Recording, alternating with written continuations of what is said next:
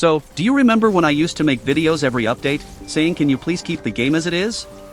How hard could it be? But after Chapter 7 update we got and the other updates before it, with all these huge changes for Fortnite Save the World, does this still applies here? Well, it's very complicated this time. Hey everyone, welcome back to another Fortnite Save the World video. So, what's going on with all these weird changes right now? I'm sure you noticed some once you opened the game after the update. Like where's my power level? Where's Lars, the tech guy? Well, rip to my old video about him. Where's my upgrade points? Why I can't edit normally to build my base? What is wrong with ventures now? Like I was in zone 108 last night, now I'm stuck at 82. My level is 37, and I'm only power level 69 and in zone 82, epic. Guys, be positive, it's still morning for me, I need the energy to complete the day. At least they gave us Breaking Bad theme. These updates supposed to balance the game, right? Well, they don't know that we know they know we know. Complicated, I know. We have two scenarios here. One is bad and we are heading to the wrong direction. The other is good, and the game is finally going back on track, but in the hard way. I will explain everything as an old player who played the game for years, and how it affected me. Then, for new player, and how it will change their experience completely. To see how this affects the game as a whole. Because at the end, everything will get cleared. And one thing to consider here, because people say that I'm not fair sometimes. We get these changes randomly. Some are good, and some are bad. But again, randomly. We don't have a map or a plan for what is going on. Today they added this, why, no idea. Tomorrow they removed that, why, still no idea. We don't have any clue about what is going on. Sometimes the updates are not the best for everyone, but we accept it, since it seemed like they are working towards changing and balancing the endgame. The next update, we are confused, it's destroying the endgame experience to boost the early game one. That's why I always say give us a map or a track for what is going on. What is the direction we are heading to? Now we are just sitting here every update hoping we get something new. Like this morning, I was worried about Twitter posts about the new update. Maybe good changes, maybe bad, maybe nothing at all, who knows? And for who says it's hard to do that? Well, take a look around about what happened before Chapter 7. We are asking for just 0.01% of that, and it will be more than enough. We've been asking for few things for years, but we don't get any, and it's okay. Games developing is complicated and we can't know what is going on. But out of nowhere, when we get huge changed for game mechanics that have been working very well and everyone was happy about how there were, well, that's different.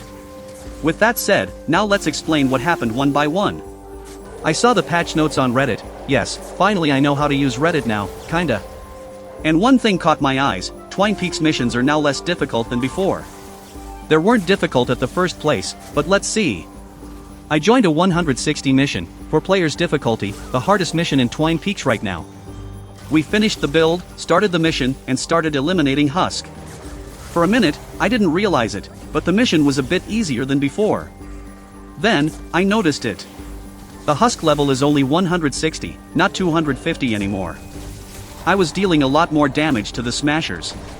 Last night on the stream Smashers had party on my builds on the same mission. Level 250 Smashers were a huge deal if you didn't handle them quickly. Like if you got 4 or 5 of them around and didn't act fast, they can ruin the build. The Smasher mini-boss was like a normal Smasher at some point. It might be related to the fort stats not shared anymore, I will explain this in a moment. Not fully sure yet, but I'm sure that the mission was way easier than before. It felt like a normal 140 mission, not 164x difficulty mission. I know, people will love easy missions, like you can finish your 10 160 missions now much easier and much faster.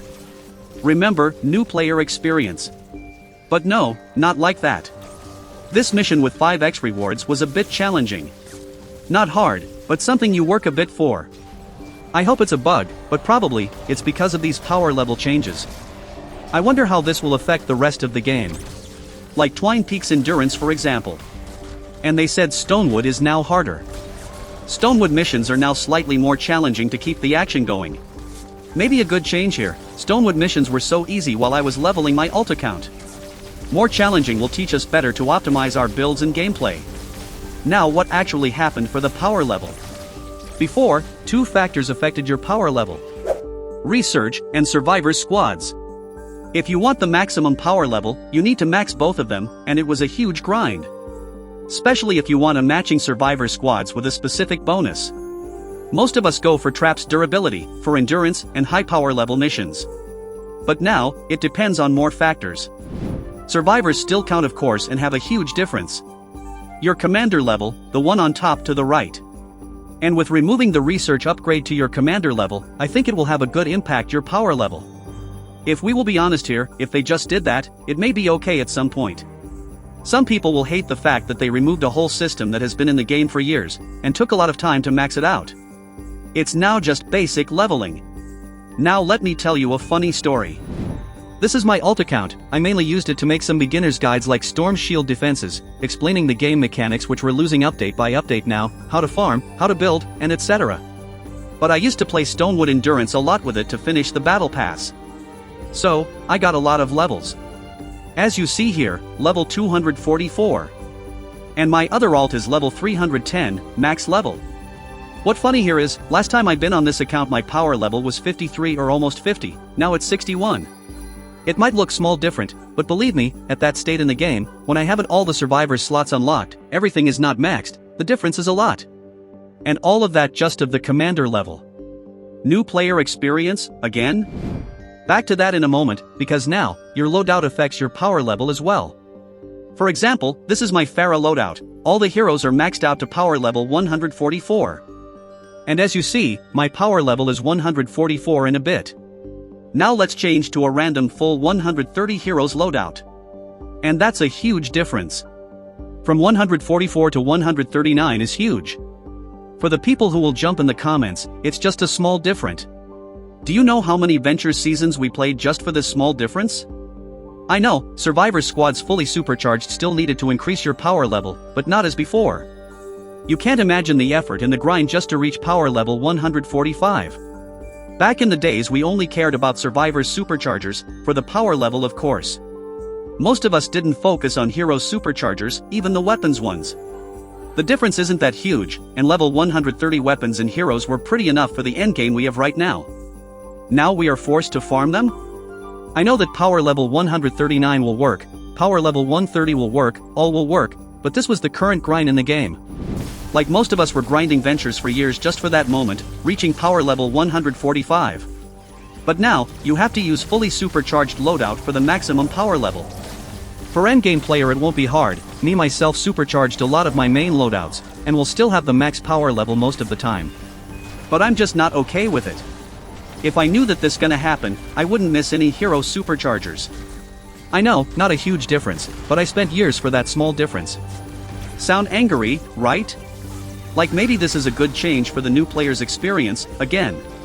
Well, I would be very happy about that, but the top 3 rated weapons in your backpack also affect your power level.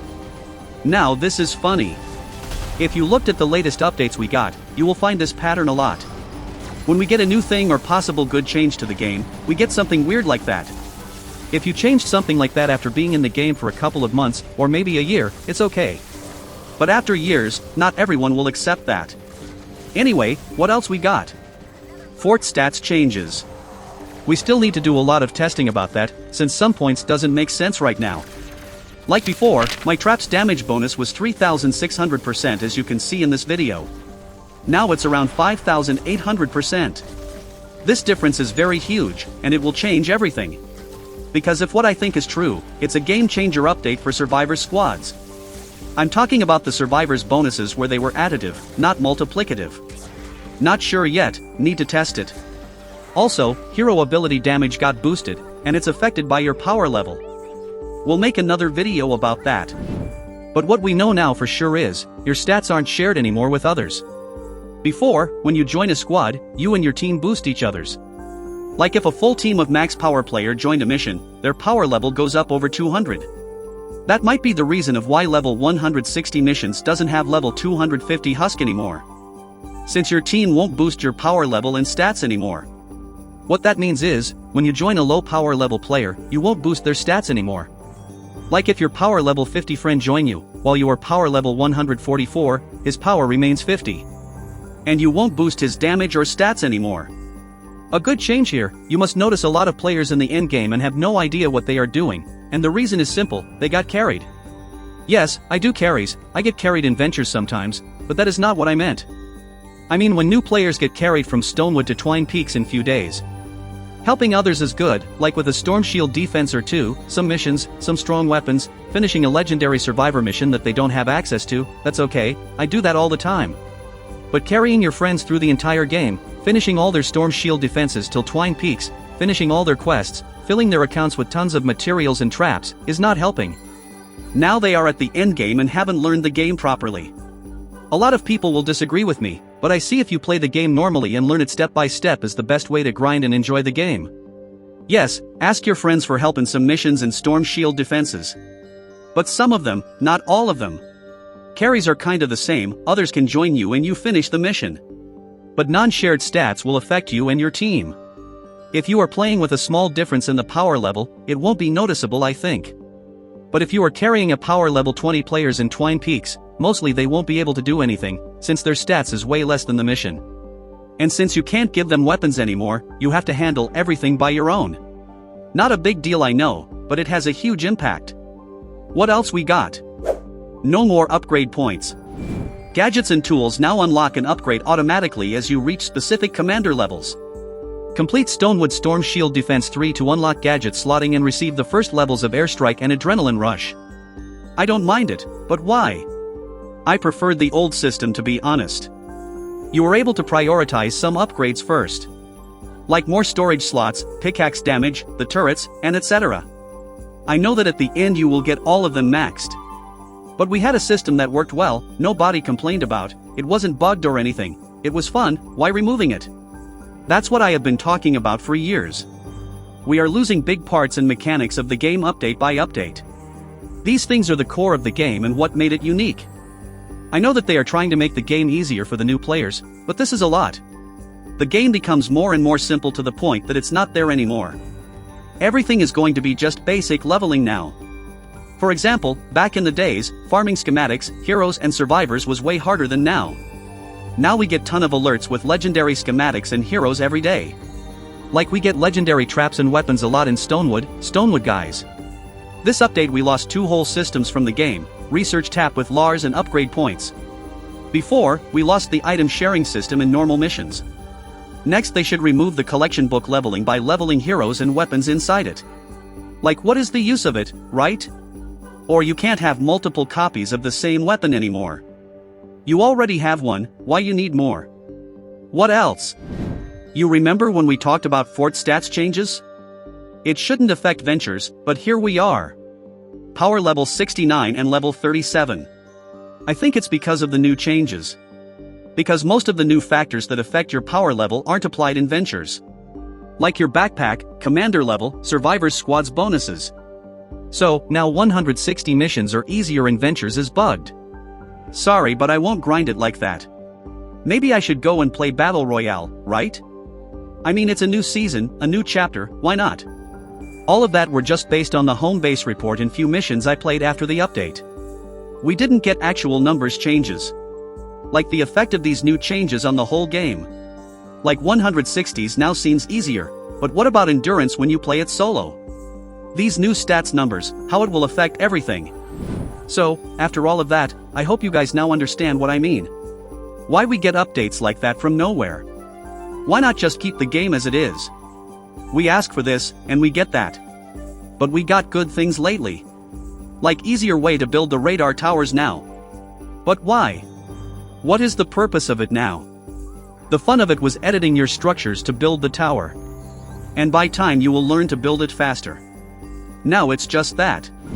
I will just build everything in less than 3 or 5 minutes, and spend the rest of the 20 minutes mission doing nothing. Now take a look on all of that, and the updates before. You will notice few things. They are making the game way easier, and the new player's experience so simple. But it's becoming simpler that the game is losing its shape. Again, if that is the plan, it's okay, tell us what is going on. Maybe they are making the current content of the game easier so new players will go through it faster to reach the new endgame content they will add. In that case, we all been wrong and they actually still care about the game and updating it. But still, we have no idea. And with the latest updates been throwing us in different directions. This one is good, but it has a weird change. That one is bad, but its effect might be good. No one asked for this change, it was already working well, and the examples goes on. You know what I mean? I hope I explained this right. People hate when I keep complaining after every update, but I'm not, believe me. I love this game, I played it for years, and still do.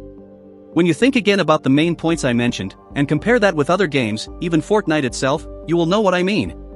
Let me know what you think in the comments. Am I wrong, and these updates intended for the upcoming endgame content? Or they are just trying to make the game simple as much as possible for the new players, leading the game to lose its core? Or maybe these are just random changes from nowhere. And that's it for this video. Don't forget to use code Larsis in the item shop and Epic Games Store if you want to support me, helps me a lot. As always, big thanks for all the channel members, super chat on the stream, everyone uses my creator code, and all the support, really appreciate it. Like, subscribe if you are enjoying the content, so YouTube algorithm will suggest the video for more people. Hope you enjoyed the video, and as always, see you in the next one.